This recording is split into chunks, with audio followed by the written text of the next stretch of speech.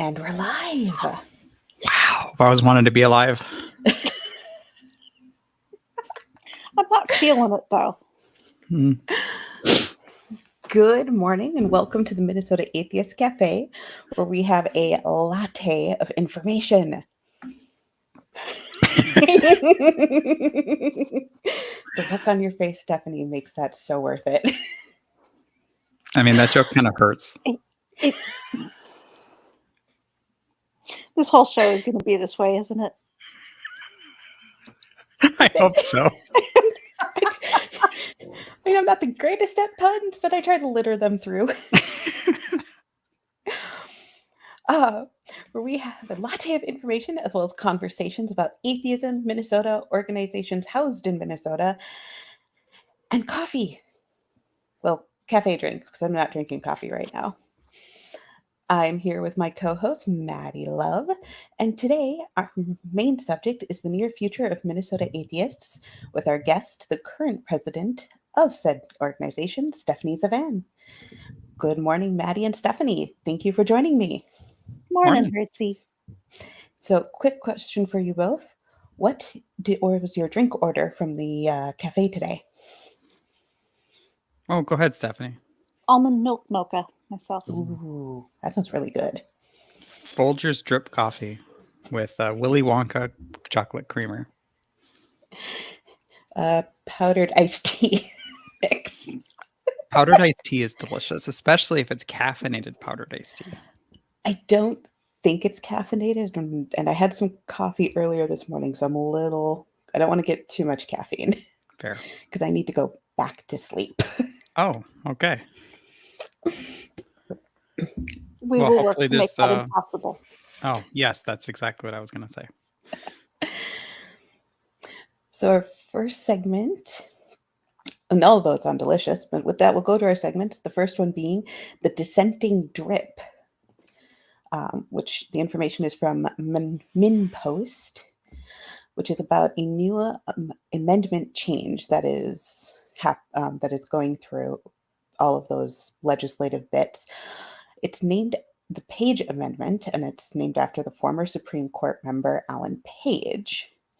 And it has an interesting sponsor, the Federal Reserve Bank of Minneapolis President Neil Kashkari. The bill proposes changing the working of the Constitution wording from "It is the duty of this legislation to establish a general and uniform system of public schools. The legislator shall make provisions by taxation or otherwise as will secure a thorough and efficient system of public schools throughout the state." And that would be changed to "All children have a fundamental right to quality public education that fully prepares them with the skills necessary for participation in the economy, our democracy, and society, as measured against uniform achievement standards set forth by the state. It is a paramount duty of the state to ensure quality public schools that fulfills this fundamental right." Definitely has some language that I think is great. There are those who are opposing this, and I have to admit, I see where their concern is, because it's the question of, would this open this to school vouchers for private schools and things like that? COVID has also had a lot of families who are thinking about education in different ways. Could it be this also opens things up for homeschooling, which can be incredibly helpful for some children and stuff, but then there's also a lot of right-wing propaganda over there. Not to say that we are right-wing or left-wing, but yeah. You're saying that we're like pro-science? Whoa. And pro the truth? Maybe. And pro not like creationist rhetoric? Definitely that last one. I am definitely not for creationist rhetoric. Or if we do, I want all of the creation stories. I do feel like our larger discussion argument over education these days is what constitutes a quality education. But at the same time, as I watch attacks on curricula in so many other states, and it's not like they're not trying here. We just have basically a deadlocked legislature. Um, I am sympathetic to the idea that this is a basic right of children. Um, I just I don't know that the amendment by itself solves anything. There is one of the proponents of the bill was stating that basically it was kind of making it a like making it that fundamental right kind of put a lot more pressure, allegedly, to get a good quality education. But again, there's a lot of questions as to how that is going to work. Is that akin to when the U.S. Federal Supreme Court said that like the Second Amendment, gun ownership was a quote fundamental right? Is this putting us like in that same camp to where it's going from like, we understand this is a right, this is something we should be doing, but no, now we've like upped it to a different tier of rights that you can have or that you should have? That's the interpretation I got when I was reading through. I don't have it on there now, but I will put this link in the notes for this. Because admittedly, I do not know enough about legislation to know that for sure. Maddie, you said you wanted the second segment? Yeah. So this one, another cuppa. I love that. Heartsy, I did not write that. You did, and it is brilliant. Another cuppa from MinnPost. Minnesota's first Black-owned bank is here. First Independence Bank from Detroit, Michigan has a new branch on the University Avenue Southeast in Minneapolis. The goals of the bank are to help with housing disparities, especially between white and Black homeowners. They also note another reason to come to Minnesota is there is, quote, a lot of money, unquote. The resources in Minneapolis are bountiful, said Kelly. The area has a high per capita Fortune 500 base that's also attractive from a business perspective. But what we also know is that it has not been equitably distributed in terms of when you look at it along the demarcations of race, etc. What we want to do is to be a voice for inclusion. We want to be a voice for a demonstrated diversity. I love that. I mean, it's like redlining and so many issues, systemic issues of racism always come down to money. I mean, maybe not always come down to money, but frequently come down to money. Yeah, and I think that, it can't hurt to have more diversity in who's controlling that money. Like, I guess I don't know these people. Maybe they're not actually going to do what they say they're going to do, whatever, but it's certainly not going to hurt. It's not going to make the situation worse. Yeah, I don't know that. I mean, especially locating in Southeast, which is university students and Prospect Yeah. Park hippies, that it's setting up to serve the Black population specifically. But, you know, if everybody's going to profiteer, maybe some of the folks who are doing it should be Black. Well, and it could, and my business hat going on for a moment, I could see where that would be a good place for a good foothold, especially because Prospect Park does have a lot of, as you said, hippies. And so if you can prove the success there, then at least for me, my brain would go, well, great. Now let me put one in North Minneapolis, where I should also note that it's been like 30 years since I've spent any real time. So the hippies may have all moved on. No, I may be, no. that's right. where Surly is. oh, that's true. I mean, it's a wonderful part of the city. Yeah. Oh, yeah. It's just But it's it's not a not- Black neighborhood. Right. No. And it's not like North Minneapolis, like the east side of North Minneapolis. They could put it on, say, the west side of North Minneapolis. That is also true. I also just like the fact that they came out and said, yes, we are here for business as well. So many Yes. times you hear all of this couching and such, and it's like, no, we're here to make money too. We'll be Which, honest. yeah, I like that honesty. And I think part of that is understanding and maybe attacking the systemic racism part of like, well, look, there is money to be made in a healthy, like, I don't know, it's hard to say healthy with capitalism, but in a healthy way, in the Black community, just as there is in the white community. Like, even if I realize they're going to serve everybody, but even if it's that idea that like, if we give money to the Black population of Minnesota, well, that's a risk versus the white population, which isn't. So I do like the fact that they're saying, hey, we're hearing this to make money because there's money to be made. And hopefully not at a way that's any more exploitative than the white-owned banks. I mean, it's really tough because, like, I hesitate to paint a bank with my political leanings. The banks is the good guys. I'm It's just as good as hoping we that they're get. like they're better on this one thing than like I'm taking the hits where I can get, or the good things where I can get them. Yeah, I mean, if nothing else, when there are moneyed interests getting together and talking about how they want to divide up the Twin Cities among them into little fiefdoms, if at least some of the voices there are not standard white voices with no questions about how business has been done for hundreds of years here. Okay. The It's good not a might be big win, incidental, but it's not bad. right? It's not making the problem worse. Right. All right, next up is the Minnesota Minute.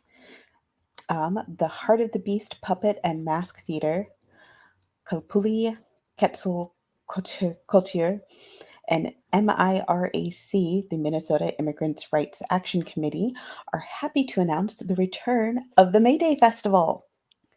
So I was really excited to see that because I was kind of sad when that had to go on hiatus. There will be art, activities throughout the day, music, dance, and spoken word performances, DJs and speakers from labor organizations and social justice groups. It follows a workers' march. Think more of a protest rather than a parade. However, Heart of the Beast, there'll probably be a puppet. But that will start at noon from the Minneapolis Adult Education Center on Lake Street, and it will end at the festival at Four Directions Family Center parking lot. And if I did not have more sleep to catch up on, I would totally be going. And last, but sorry, Sthphanie. Did you have something? I was just gonna say, we looked into that this year as Minnesota Atheists and did not see tabling opportunities. So while many of us may be there as individuals, we don't have the kind of official presence that we've had before when it was a parade and the kind of community party where people do a lot of circulating through a park past tables. True, but that's this year. Next year. This year. We're Next keeping an eye on. Oh, yeah. And last but certainly not least, the perks of atheism. We have a big upcoming event for the Minnesota Atheists. It is the Day of Reason this Thursday at the state capitol. This annual tradition regarding the separation of church and state starts with the Week of Action, which I believe kicked off yesterday with a blood drive, and culminates, again, as I said, at the state capitol in St. Paul. There will be a breakfast with state legislators at 8:30 to 11, and a rally at noon in the Rotunda. So the Minnesota Atheist Meetup, linked, not right now below, but later below, will have more details. And Sthphanie, do you have anything to add to that? Did I forget anything? I would just note that the breakfast is put on by Humans of Minnesota, First Unitarian, and or Emmett. I think that's everybody in that particular coalition. And then the afternoon event is put on by Minnesota Atheists. Awesome. Good to always work with our secular allies. I have always wanted to attend this, and I've always had to work. And I never remember to try to ask for the day off. So maybe this year I'll remember to ask for it off for next year. Because it's always the Thursday after, like the first Thursday in May, right? Or like the first Thursday after the first. Which should be the first Thursday in May. Whatever. Yes. They put the date on Google like a year ahead of time. Right. So it's really easy to I have no idea how it's determined. I just know where to find it. I think it has. Anyways. We also added an event Wednesday evening. Sarah Levin is in town to. She'll be in town for the breakfast. And we are putting together a meetup with her the evening before to talk about secular organizing. Excellent. I'll have to check the meetup for that. But now we are on to our blasphemy breakfast with Sthphanie. Oh, good. I was hungry. Hungry for information. So, Sthphanie, if you could very briefly, and I know this is kind of hard because Minnesota Atheist has been around for a bit, what is Minnesota Atheists? Minnesota Atheists is the oldest and largest local atheist organization that is located in Minnesota. We developed after American Atheists stopped having state chapters in 91, I believe. No, we formed it. I don't know. We might have formed the same year. But we are at this point over 30 years old. We've been generally a pretty healthy organization for all that time. There are 3 things that we do. We spend a lot of time educating both atheists and the community about atheism. It maybe seems weird to educate atheists about atheism, but just because you're an atheist doesn't mean you know a lot about the history. Certainly doesn't mean you know necessarily what the national organizations are doing, all that kind of thing. But we do also send representatives to schools. We serve as a resource for students studying particularly comparative religion, who are often given assignments to ask those weirdos over there what they actually believe in. Okay, that's not how the assignments are written, but and the students are very respectful, but they're often tasked with learning something about a not a religious belief, but a belief about how the world works that they didn't necessarily already know. And so we pair them up with local atheists to answer all their questions, hopefully well. But, we're not going to say, no, you can't talk about atheism because you don't know what it is. It's a very experiential kind of thing. Reminds me of, because one of the first events I went to was a newbie night that Jack hosted. I remember him being like, the basic of atheism is no God. After that, it becomes, there's a whole bunch of stuff to go through. Although it turns out there's less of that stuff to go through if you didn't start out believing in God. Yeah. It's a much simpler process. Either that or you get an earlier start. Whatever.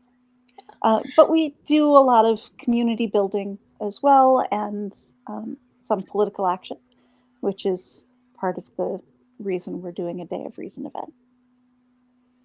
Awesome. And speaking of community building, because I saw an event on the meetup page called Marching Orders. And I'm guessing this is not a literal march. So I'd love to hear how that worked. Well, we held it on Zoom, so literal marching would have been a bit difficult. Also, this is one of our public meetings, which tends to be attended by many of our older members. And in order to be inclusive, we don't actually want to force anyone to march when that may be beyond their current abilities. But marching orders just reflects the fact that our new board, which is nominated in January and elected in February, takes effect March 1st. So our first business meeting after that is the March business meeting, and we get together, tell all of our members what we've been doing, talk a little bit about our planning process and where we are on the goals that we told them about a year ago, and ask what else we should be doing. Nice. So speaking of the goals, what are the current annual goals for Minnesota Atheists this year? Pretending I don't know. Well, I mean, I don't know. Actually, I'm not sure I do know. So we have a lot of them, in part because we've been doing this planning for a while.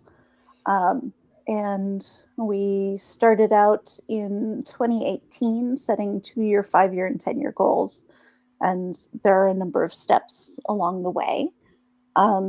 So we want to do things like increasing our dues paying membership because we actually charge dues, and that's how we fund a lot of what we do. Um, we don't require people to pay dues to, for example, come to our meetup events or join us on our Facebook group, which is a closed group. So you're only having to discuss things with atheists, and your family isn't going to find out if they don't know, that kind of thing. But we would like to at least do a good enough job of communicating what it is that we do and why people should support it, that we get more dues paying members. Some things are specifically goals to support our activism. For example, we have had, actually for a while, an annual goal of inventorying our state legislator contacts. And what that means is surveying our community to find out where we have people in terms of what legislative district, as well as who is in touch with their local legislator. That makes it much easier for us to go ahead and say, okay, so we have people in X, Y, and Z district who are affected by this. When we're advocating for something. We want to create a formal activism committee. We have done a number of things as they've come up, but we have not created a committee to keep an eye on that and coordinate among everybody. If you've looked at our social media lately, it's kind of, I would say terrible, but that requires it to be existent. I was going to say sparse. Yeah, I should, rather than not give the people credit who are actually doing this, we're pretty good at keeping stuff up to date on Facebook and on Meetup. But there's a very good chance, for example, that nobody heard this recording was happening today, which might be part of the reason that I'm being a little more silly than I might otherwise, because I don't feel those eyes upon me just at the moment. So there are several of us who occasionally post on social media for various reasons. We want to, and we've built guidelines for when we should do it, but we need to pull together some branding and just actually make sure everybody knows what they're supposed to do, pretty much. We've been updating our bylaws, which we do about every 5 years. So we updated the content on that this last year, and we are now working on going through and simplifying the language somewhat, so you don't need a college reading level to understand how our organization is supposed to work. It's really easy to write bylaws in legalistic language. It's a little harder to write it in language that pretty much everybody can understand. We have created a handbook for organizers. Most of the people who run our social events are not on the board, which is wonderful, because having volunteers who are not on the board makes my job as a board member easier.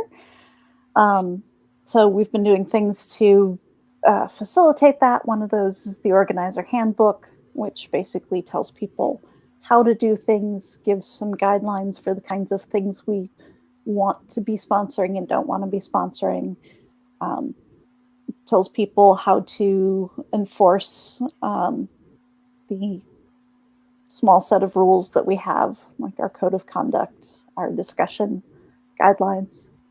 So when you're talking about events that we want to have and not want to have, does that say the baby eating contest is probably not a good idea? I'm not sure that we got specific on that. But I do now understand that this is feedback that should be given to the folks who are actually putting together the organizer handbook. Are we still meeting at Comet Pizza?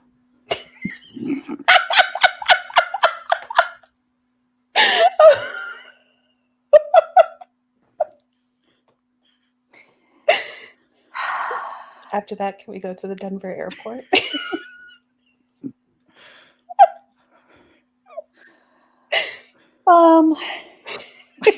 Sorry. We have a number of smaller things, like just making it sure that everybody knows what various roles are. So, if you've considered being on the board, maybe you understand what that entails. I was going to say, that is definitely a good idea. Yeah. Looking at our publications, the things that we hand out, one of the most popular of those has been our Get Out of Hell free card, but we are slightly limited in what we want to do with it because it looks very much like Hasbro intellectual property. And well, even if we're in the right using parody on that, we are not an organization that has the financial backing to stand up to Hasbro if they get upset about it. So we're working on some stuff like that, making our library more accessible, considering some things that we don't do very often but have done in the past, like sports sponsorships, billboards, maybe even another book. So, and then a bunch of things that we need to get done this year if we're going to stay on track for things that we want to get done by 2028. So I know you spoke of the handbook. Do we have things about contingencies in case there's another COVID or something like COVID flare up?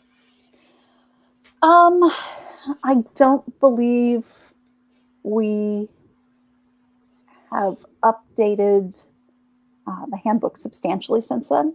We haven't put it into full production in part because a lot of operations were suspended for the pandemic. But that doesn't mean that we felt comfortable saying this is when we should or shouldn't do various kinds of events, putting that in the handbook. So that's one of those things that we should certainly consider. I mean, this, like all of our documents, is intended to be a living document. Oh, yeah. When we need to. When the world just comes and catches us by surprise. Well, I mean, good things can come out of it because, for example, there was the radio show for a while, and now we have this cafe. Yes. Yes. I can be seen and perhaps heard drinking my coffee on these Sunday morning.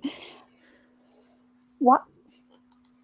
Somebody made an active decision, by the way, to do this on Sunday mornings. Mm-hmm. And the rest of us morning? have just gone with it as though it's a reasonable thing. It's not. This is a terrible idea. Sunday evening. No, you have a point. You really do have a point with that. Because then I'm actually caught up on my sleep. I didn't leave Jesus just so I could keep waking up on Sunday morning. I will be considering the timing of this very carefully. In all honesty, though, I think that was a really good idea back when it was a radio show for broadcast radio to do it on a Sunday morning. Like, hey, catch these people driving into work or driving into church. Well, maybe the pastor's driving into work, whatever.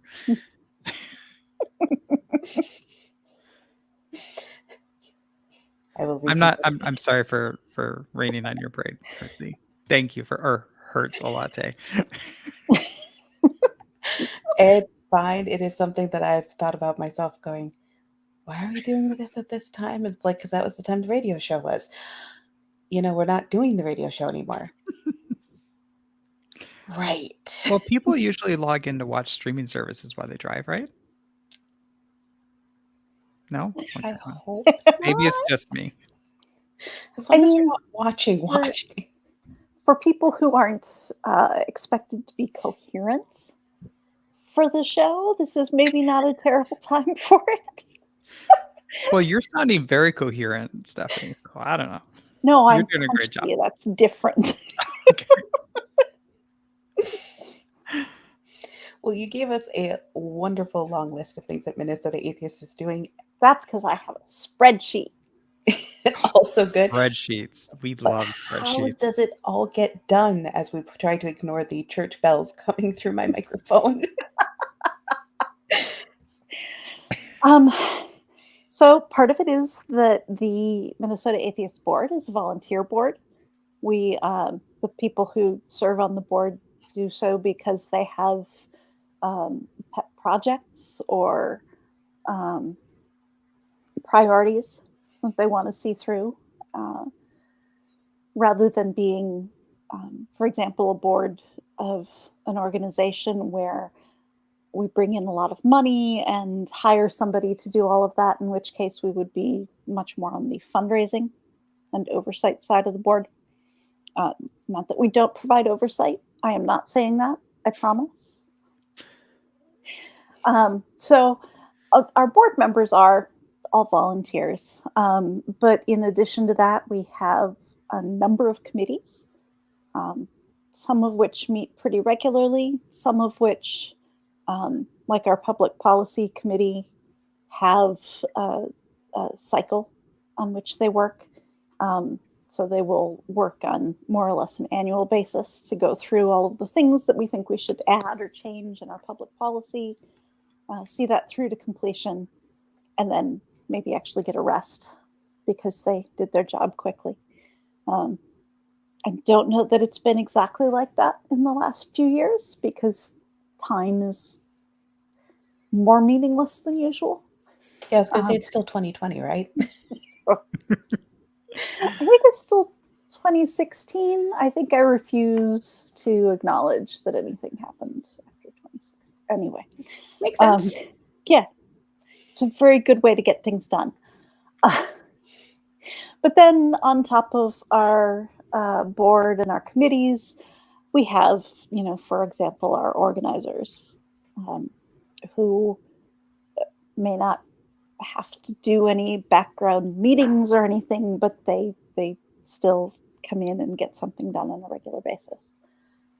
What I'm really saying is we rely on a lot of volunteers. So if you want to help Minnesota Atheists get things done, and I'm looking at you two as I'm doing it, and like you're both super volunteers and you're already working on this as well.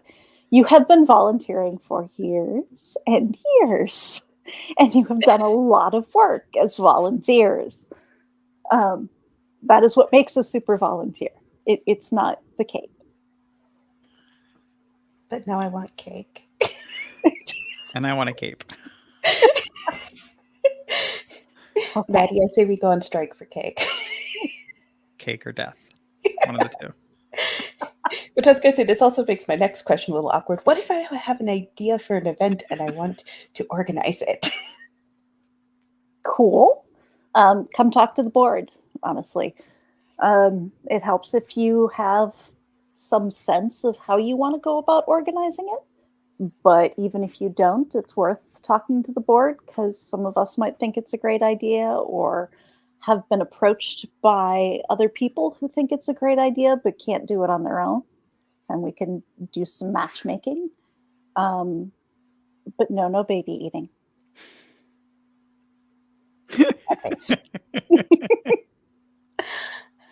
And you said that there was dues-paying members. How does one become a dues-paying member of Minnesota Atheists? One goes to the website and clicks the appropriate buttons.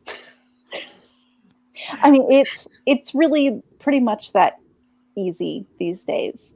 I have sent a membership form in the mail quite recently for somebody who needed to do it that way. I couldn't pay online, but I had to create it. So pretty much everybody can sign up online these days. It does require making a profile, but at this point, I think most people who even consider joining anything have given up on, privacy, really. Take To my a point, deal. yeah. Are there How much? any? I'm sorry. Oh no, go ahead, I was Maddie. saying, like, well, how much? I'm actually a relapsed or whatever member because I haven't paid my dues this year. How much are dues now? I remember them being very reasonable. So Well, I took care of that by becoming a lifetime member, which costs only $600, which for a lifetime membership is quite reasonable. However, our individual memberships are $35 a year. If you have a household where you're not the only person who wants to be a member, the household is $45. We have student memberships as well that are free. The 3 or 10, one of the two. I believe we moved them back down to free, Good. I like that. but it might be 10. But it says on the website. it's a reduced rate for students, is It's what a I'm hearing. significantly Yes. reduced rate for Okay. students. There are a couple of other membership levels that are really just ways to pay more money to Minnesota Atheist on a regular basis, which we love. We also love when people do that through their workplace giving program, because those are frequently matched by employers. We are a 501c3, so we are a nonprofit, and we're the kind of nonprofit that actually provides some transparency, unlike, churches. Let's say the church down the street whose bells I get to hear. Not that I mind.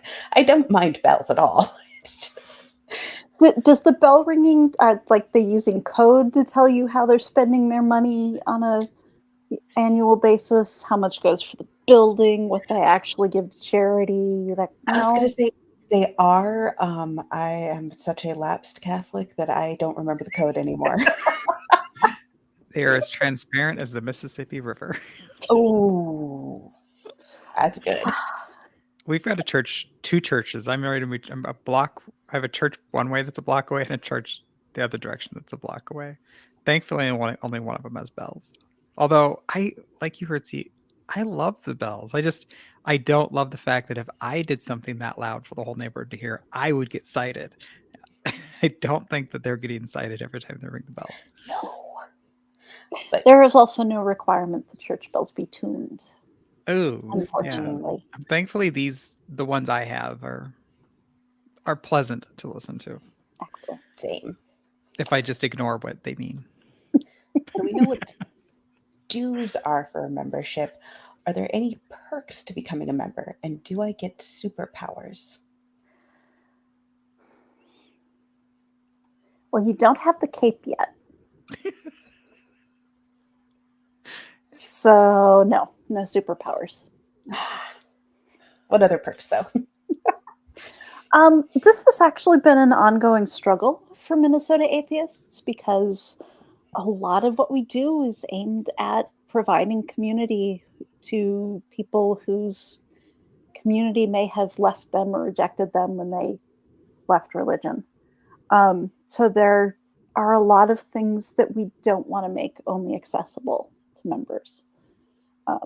So, our meetup is accessible to members and non-members. Our Facebook group is accessible to members and non-members, but only non-believers, just in case anybody had any bright ideas about joining.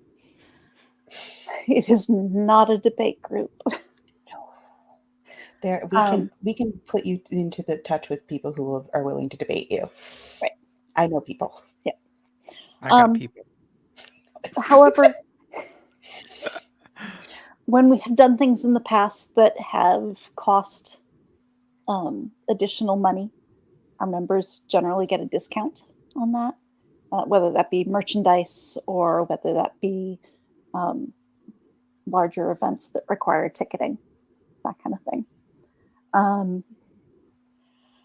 We send out our newsletter to our members If you are a member, you can choose to still get it in paper. If more paper is a thing that appeals to you, and I can't say that I understand that, but it obviously does to some people, and that's good for them.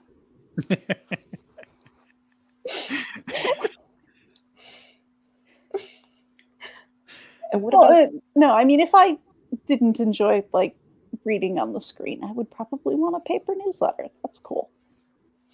yes. So what about joining the board? Do I get superpowers if I join the board?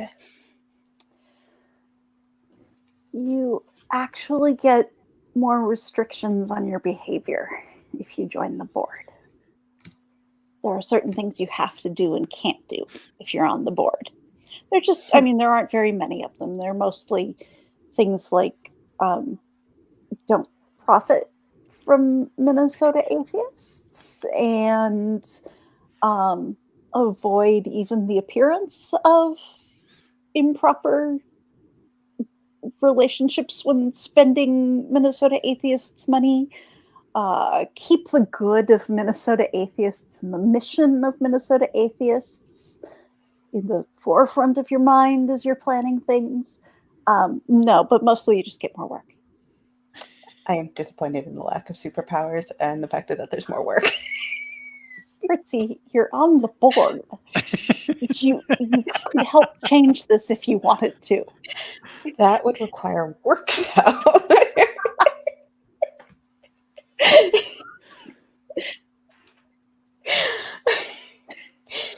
So how do I communicate my disappointment of the lack of superpowers with the board?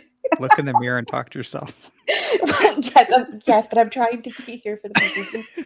Well, Don't currently know we're about meeting this. the first Wednesday of the month, so you have 3 days to come up with a good argument and show up at the meeting. However, if you are the hypothetical person that you are pretending to be who is not on the board and you would like access to this kind of decision-making thing, as I mentioned, nominations happen in January. So you've got some time to decide whether that's really a thing you want to do and is worth the extra work. If you want to know what our individual board positions do, we keep all of that on our website, minnesotaatheists.org, actually mnatheists.org. Under our About, you can find the board and all of the job descriptions. If you think you're up for that, you just need to get nominated at January, which is at the public meeting, which is easier than it sounds because our board members are almost universally prepared to nominate someone who is not them. We actually have a lot of volunteers for the board. It's just usually that when we have more than one person who is willing to do a particular job on the board, somebody's ready to take a break. And that's a good thing. We rarely have contested elections. But we're kind of excited about the possibility. So I would love to have a Maddie, you looked alarmed. I want to understand what it is you're envisioning. No, I'm just picturing like half the room like with one color and the half the room with like the other color, and it's purple or red versus blue, and or I guess to keep it apolitical, it's purple versus orange, or no, that's terrible. Orange is off limits now. We could go green and orange. Green and orange. There you go. One is the pro superpower party that's thinking that the other party, the people in charge, are actually hiding the fact that they have superpowers. I feel like this kind of, you could have like a conspiracy theory about what's going on the board. I think this is great. I just want to know the truth as an outsider. You've also been on the board, Maddie. Okay, pro superpowers will be orange because green is kryptonite. Yeah, but green kryptonite gives Superman extra powers. I thought green kryptonite. I don't know. I watched a clip from the new Superman TV show, and apparently green kryptonite was giving Bizarro power. You know what? I am not a comic books expert. I only know what I saw on TV. What's really funny is I actually read something about this on Facebook. And it goes into the multiverse theory because Bizarro is actually from a different universe, Yeah. where green's kryptonite gives him superpowers, where in the regular Superman universe, it's red kryptonite that gives him super duper powers. You know, Thank you you for are. See, clearing you're that the up. expert on this field, so this is why you're going to decide which side gets which color. I am not an expert on this at all. I just have picked up a lot of information from sources. So yeah, if you want to join the board, you just contact the board and tell them you would like to be nominated. That'll I believe happen. But you do have to be a paid member to be on the board. You have to have been a paid member for 6 months, the last 6 months, not just any 6 months. You can't have been a member in 1991 and let that lapse and join the board now. But yes, you get nominated in January. It's 1 year for all the named positions. It's all And I was on going to the say there's an website. email address for the board as well, correct? Yes, and my mail program autofills it, so I have no idea what it is. Yeah, I think it's M&A board at mnatheists.org, but we also put links and stuff on the website. Yeah, I was going to say, because I autofill too, because I was like, I think it's board at MN Atheist, but I could be wrong on that. If you want to be nominated, you should be prepared to provide a blurb and a picture of you for the newsletter to tell our membership what it is you want to do. You don't have to be present at either of these business meetings. But if you manage to spark a contested election, you might want to, just so people know who you are. You know, elections. Fair. They're important, I hear. They are, but that's a whole nother rant that I could spend an hour on.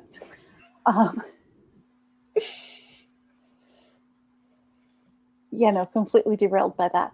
And then if you become a board member, your basic requirement is showing up at board meetings once a month, 2-hour board meetings, signing up for the business there that you think you can handle, and following through on that. And all of those things are, most of the time, because like any volunteers, we're overcommitted. Generally, we try not to do that, but It's so look easy. at you looking at me like overcommitted. I don't know anything about overcommitted. No, I've totally never had burnout.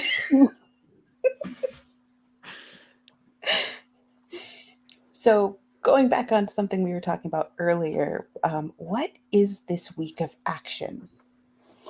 The week of action is the week before the National Day of Reason.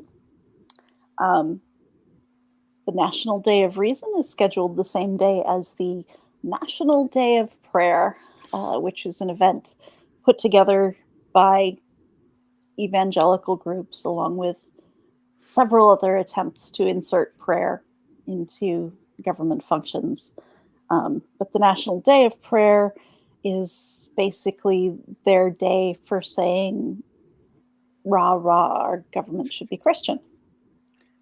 In Minnesota, that often involves them busing people from all over the state to the Capitol, having big demonstrations, which are really basically meant to say these are the people who are willing to vote for Christianity being part of our government. As you can maybe tell, I'm not super fond of this idea. Lots of people not very fond of this idea. So the National Day of Reason. Really? Not a big fan of, Christian. Okay. Not a big fan of theocracy. I get it. So the National Day of Reason was set up to counter that. Various places it's been done as like counter protesting or just time to contact your legislators,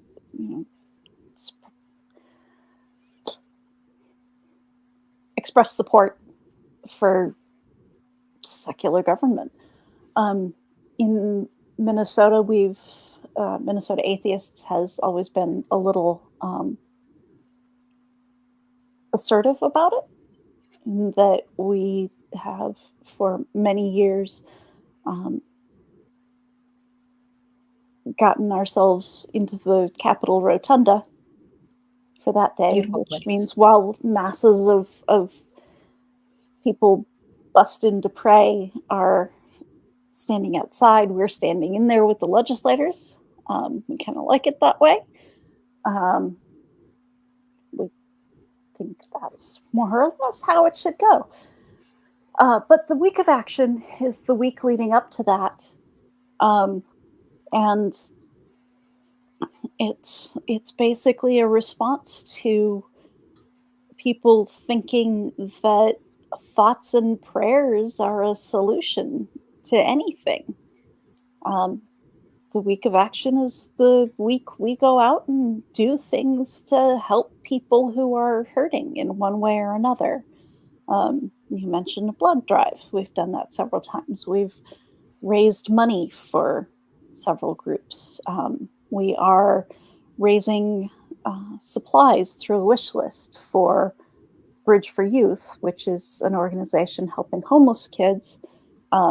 And let's be super clear that many of those homeless kids are LGBTQ, and that there are just going to be more of them as society ramps up its attack on trans kids. So we're getting out there and not praying very hard. I like that as an organization, and it's not just about what we're not doing, but here's what we are doing. And I Yes. think that speaks volumes. Yep. And, we're not the only group by any means No. that does this. This is a national organized thing. Foundation Beyond Belief organizes the Week of Action. I believe Secular Coalition still organizes Day of Reason. I just think it speaks volumes to when we talk to religious folks who are like, well, but look at all the good that the church has done. And it's not to say that there hasn't, like, religious organizations don't do some good, but like at what cost? Whereas we're just like, hey, we're just doing this because we think it needs to be done. And we see the need, and with no ulterior motive other than we just want good to happen in the world. We want to make the world a better place. And it's worth saying that, we do a lot of these things throughout the year. We have frequently collected for Bridge for Youth at our solstice events for years and years. The Week of Action is when we just get together and do a bunch of it in a concentrated time.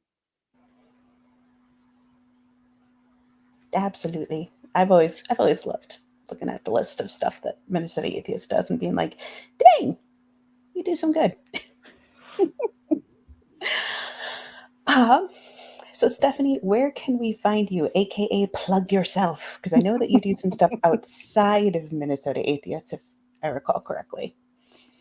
So in addition to currently being president of Minnesota Atheists for only as long as I have to be, because the other people willing to do it turned out, you may have gotten the impression that I'm a little mouthy occasionally. And Oh. I just thought of Sthphanie as quiet and demure. I was going to say, Sthphanie, between you and I, we could have a mouthy contest. I'd win. You would. I But I win have a lot because of I get fun. to watch. Okay, actually, yeah, that's true. Yeah. I can much more easily follow my natural inclinations when I am not the voice of an organization. So all I'm saying is don't hold Minnesota atheists responsible for everything that I've said here. That's all. Oh, yes. In addition to that, I am on the board of Secular Woman, which is an organization dedicated to boosting the voices of not men, actually, in the atheist movement. We still call ourselves Secular Woman. We're coming to grips with how to handle that so that the people who have caused us the most trouble understand that we are focused on gender minorities, even if they think that the only gender minorities are women. But I've helped run, cannot do it alone, 2 secular women work conferences here in Minneapolis out of that, which are activist training. I frequently organize workshops for Skepticon, which will be the last weekend in July this year, and also very small. This is what happens when you start really planning about 4 months in advance. We weren't sure we wanted to do it in person before then. Totally understand. Yeah. And I just did a workshop on disrupting sexist behavior at the American Atheists Convention in Atlanta. I have previously, and I'm strongly considering getting back to writing at Almost Diamonds, a blog on the Orbit network. I've had things, there was a period of time when I felt like I was kind of out of things to say, particularly things for me to say. A lot of things to say are not mine to say, and people should be listening to folks who are, I don't know, actually familiar with how those things work. But lately I have felt like I have some good things to say and some good news, really, about the direction the secular movement has been going. And I want to get people excited and hyped up about that again, in a way I haven't wanted to since probably 2011. Not that that's a specific year in which Elevator Gate started, but I thought it was 2009. no. Was it 11? Oh, there was plenty of discussion of sexism in the atheist movement before that. Yeah. Elevator Gate was 2011. Okay. The only reason it sticks out is because I think that was the first time Mom went to TAM. Ah. Yeah. I went once when it still existed. Yeah. So there's that. I'm on several forms of social media. I'm on Facebook. I'm on Twitter. I'm on Mastodon. Only recently again, but it's much more usable than it was when I tried a few years ago. So that's nice. Otherwise, I'm on the board of Minnesota. I'm running the world is apparently what I'm telling you. And it's very tiring. You're doing a good job. I mean, Yeah, you said it was going in a good direction. In this world? Sometimes you just got to go with your corner of it. Yes. All right. Well, our last segment is Espresso Yourself. There we go. Where I'm going to ask 4 silly questions, and you can decide if you want to answer them. I'm not going to pressure you to answer. The sillier, the better. Oh. All right. What would be the perfect drink from a cafe? Honestly, I make my own coffee at home from espresso we make at home, so I'm pretty much drinking what I want to drink. Although I do also like coconut milk occasionally in my mochas. All right. Well, what's the perfect bakery item? They're all perfect in their individual ways. but also Have to banana be muffins. Banana muffins? Yes. What about fritters, especially on, say, a Friday? Apple fritters are they transcend perfect. I'm sorry. Okay, that's fair.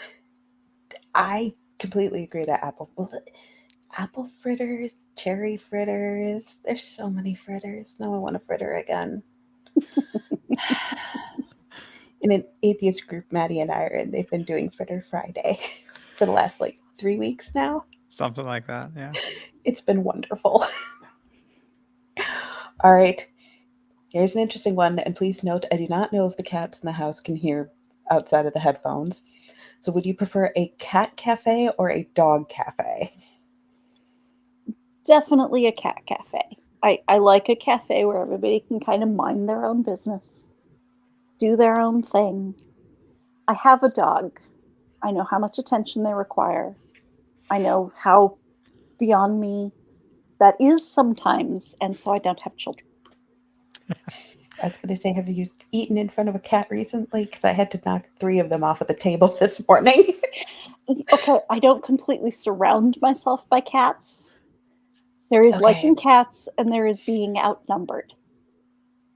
No comment. I feel like cafes, this is my take, I feel like cafes are best with cats, whereas tap rooms are best with dogs. That's fair. Mm. Because most of the tap rooms I've gone to have are very walk in, walk out, dogs are allowed, and that actually makes for a wonderful drinking experience. Yes. And having to not step on cats does not. Especially not if, say, you are maybe losing your balance a little bit for whatever reason. Yeah.